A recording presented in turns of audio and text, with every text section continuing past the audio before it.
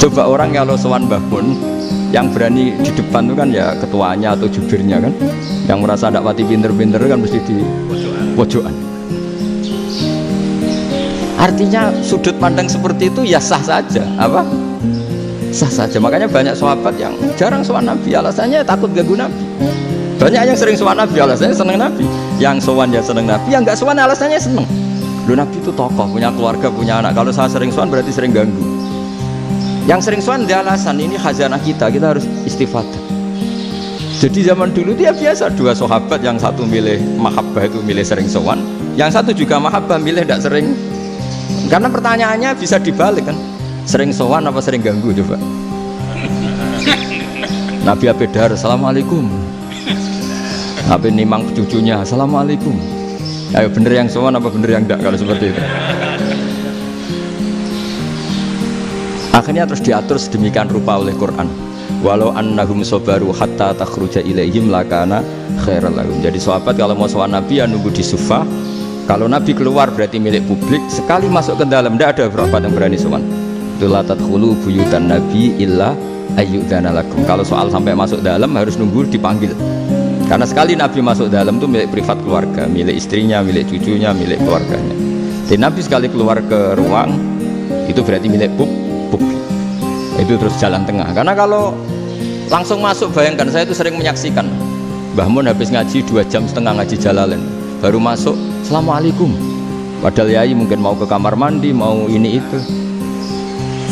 Jadi dulu itu Quran sangat modern. Belum ada dokter ngatur tamu, rektor ngatur tamu itu. Itu Islam sudah modern. Dia kan gak fair kan? Misalnya saya ke Unisma harus janjian pakai ini, terus kalau misalnya kesini selonang-selonang kan lucu kan, mentang-mentang kiai terus juga sowan-sowanan selonang-selonang. Padahal kalau kita mau ke mereka pakai protokol. Sering gak fair dunia ini. Tapi karena aku kiai oleh gelo ya sudah. Akhirnya saya memutuskan gak gampang kemana-mana karena itu.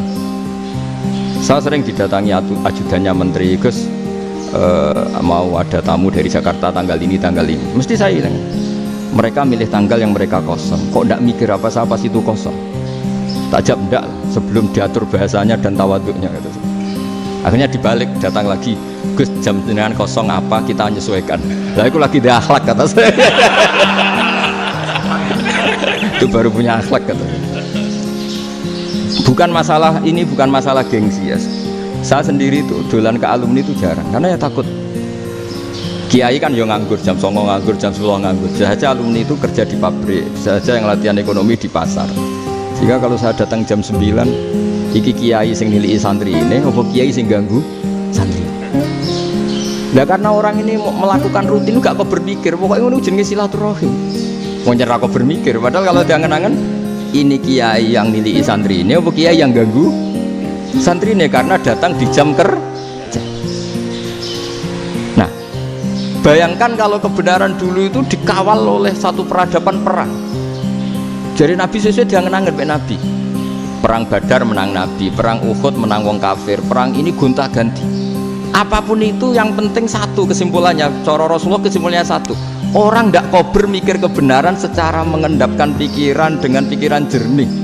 Maka hebatnya Nabi ketika perjanjian, pokoknya saya minta nggak ada perang. Dan orang boleh mendiskusikan Islam. Itu luar biasa idenya Nabi. Karena bawaan perang itu orang kan nggak mau bermikir. Ibarat seorang misalnya seneng satu perempuan, ketemu rivalnya langsung perang kan nggak mikir. Tapi kalau kau bermikir, dia ngenangen cawe itu rasa seneng aku. Untungnya apa untuk wong ayu rasa seneng, malah mau loro hati. Terus sudahlah, buruan dialihkan kemana kan gitu. Itu nak mau amen WA nan tukaran lewat SMS atau tarung langsung ora kau bermikir. Tapi kalau kau bermikir, akhirnya berpikir perempuan tadi sebenarnya yang disenangi siapa? Oke, ternyata senang Pak Erik. Sudah kita ngalah. Karena tidak ada nikmatnya kan menikahi perempuan yang sama sekali tidak mencintai kita. Tapi kalau nak kau berpikir pokoknya diprovokasi, wah gue kalah BA, gue kalah BB. Pikirannya kan ojo sampai kalah. Bareng wis menang ternyata ada mas lah.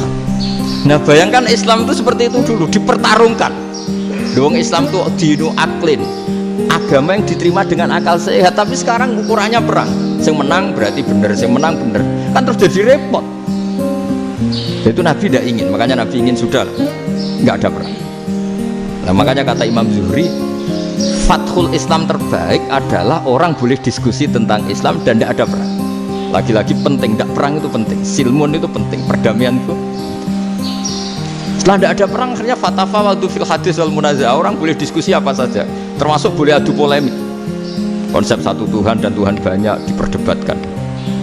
Akhirnya Nabi secara rileks bisa menjelaskan, Muhammad, urusan kita banyak, kalau Tuhannya satu tidak cukup, Tuhan harus banyak untuk menyelesaikan berbagai urusan.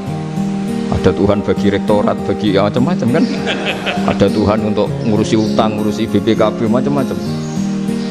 Terus kata Rasulullah, enak saja Nabi jawabnya, ya kalau kamu punya majikan banyak, perintahnya beda-beda, kamu mangkel enggak, bingung enggak? Ya susah mat, kalau majikannya banyak, perintahnya beda-beda, kita jadi repot. Seneng mana? Seneng majikan satu. Ya sudah, Tuhanmu itu majikan kamu, kalau Tuhannya banyak, perintahnya macam-macam, kamu yang repot. Akhirnya ya sudah mat, Tuhannya satu aja. Nah, itu ya barokahnya diskusi tadi, barokahnya enggak perang. Daraballahu mathalan rajulan fihi syuraka'u mutasyakisuna wa rajulan salamal lirajul hal yastawiyani masalah. Terus alhamdulillah. Jadi orang yang paling kafir pun saat itu taslim. Nah, ini kembali ke kalimat la ilaha illallah. Saya tidak perlu provokatif, pasti teori saya itu benar. Bukan saya bilang benar itu karena sombong, enggak. Ini sesuai teks. Misalnya begini, benar enggak kelompok takfiri yang suka ngafirkan orang lain? Itu pasti tidak benar. Logikanya gampang. Orang yang kafir 70 tahun saja dengan melafadzkan la ilaha illallah menjadi muslim. Masa dengan kalimat yang sama yang muslim menjadi kafir? Itu logikanya kan nggak ketemu. Orang kafir 70 tahun untuk menjadi muslim disuruh baca apa? La ilaha illallah. Tapi gara-gara baca la ilaha illallah nyekel patok jadi kafir. Pertanyaannya, loh, ini kalimat apa? Kalimat untuk mengkafirkan apa kalimat untuk mengislamkan? Karena yang kafir dengan kalimat itu menjadi Islam, ternyata yang Islam dengan kalimat itu menjadi kafir. Itu ketemu nggak? Cara logika itu kan nggak ketemu kan? Makanya cara pikirannya Abul Hasan Asadili, dan saya setuju pikiran itu. Istighfar ini boleh orang Jawa Timur protes karena kadang beda manhaj, tapi jangan protes saya, protes Abul Hasan Asadili, kualat mesti sampai. Ketua Torekoh nopo? Sadiliyah. Cara madzhab Sadili, dan Anda boleh berbeda madzhab, mencari khasnya wong kampus wani beda kapasitas lah, pokoknya butuhnya beda, dan ketok pinter, ketok kritis. Cara madzhab Abul Hasan Asadili itu gini Pak Rektor, jadi istighfar itu baik, tapi ba'da kamali tauhid, setelah tauhidnya itu benar. Alasan beliau masuk akal. Ketika ada ayat fa'alam annahu la ilaha illallah wastaghfir li dzambik bihadil kalimah, jadi orang boleh istighfar setelah tauhidnya benar. Alasannya Abdul Hasan Asadili begini, qul lil ladzina kafaru iyantahu yughfar lahum ma qad salaf. Katakan kepada mereka yang kafir, sekali mereka tidak kafir maka otomatis dosanya masa lalu diampuni. Pertanyaannya, yang bisa menghentikan kekafiran itu kalimat apa? La ilaha illallah. Dengan hanya melafadzkan la ilaha illallah Muhammadur Rasulullah, langsung yufar lahum ma qad salaf, langsung dosanya ampun. Berarti yang menjadi pengampun dosa lah, penyebab pengampunan itu apa? La ilaha illallah. Itu bahkan orang kafir belum istighfar. Di ayat itu kan Allah gak mensyaratkan setelah la ilaha illallah istighfar baru diampuni, enggak, asal la ilaha illallah langsung yufar lahum ma qad salaf. Saya ulang lagi ya, jelas ya. Jadi kulil ladzina kafaru iyantahu yufar lahum ma qad. Nah sekarang iyantahu, mereka berhenti dari kafirnya, syaratnya pakai apa? La ilaha illallah Muhammadur, itu langsung yufar lahum ma qad. Artinya apa? Ghufranullah itu bisa didapat hanya dengan mujarrodut tauhid, yaitu hanya dengan melafadzkan kalimah thayyibah. Dan sahnya istighfar juga berdasar kalimah thayyibah itu. Misalnya gini, orang kafir sebelum Islam melafadzkan astaghfirullah, astaghfirullah, astaghfirullah, kira-kira diterima enggak? Enggak kan? Karena syaratnya istighfar ba'dat tauhid. Nah makanya dalam adab Sadili istighfar itu setelah la ilaha illallah. Karena cara pandang ya seperti itu. Jadi fa'alam annahu la ilaha illallah wastaghfir li dzambik. Jadi dengan kebenaran tauhid saja ini sudah cukup, kita insya Allah layak diampun. Karena innallaha la yaghfiru ayyusyraka bihi wa yaghfiru ma duna dzalika liman yasha. Jadi orang yang tauhidnya benar itu bisa diampuni Allah asal tauhidnya benar. Itu Allah ngendikan liman yasha wa yaghfiru ma duna dzalika liman yasha. Dawe Imam Suyuti walam yakun liman yastaghfir. Jadi orang yang bertauhid secara benar meskipun gak sempat istighfar itu tetap potensi diampuni. Karena bawaan tauhid itu sudah menjadi layak diampuni. Kayak orang kafir sekali ngelafatkan kalimat tauhid, mbok gak istighfar langsung diampuni. Nah, karena melihat seperti itu, terus orang berlomba-lomba memperbanyak jumlah ngelafadzna la ilaha illallah. Jadi kita yang alim, kita semua, saya tidak bilang saya, kita termasuk yang di pinggir-pinggir saya, ngaku alim ora masalah lah, soalnya kita semua yang alim-alim itu tahu bahwa la ilaha illallah itu super. Sudah bawaannya tauhid, juga punya kelayakan Nah kemudian nasib kita agak sial, malah kalimah ini dituduh bid'ah, dituduh khurafat.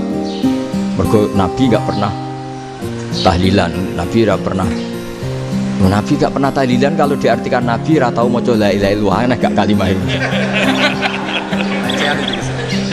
Nah ini provokatif ini.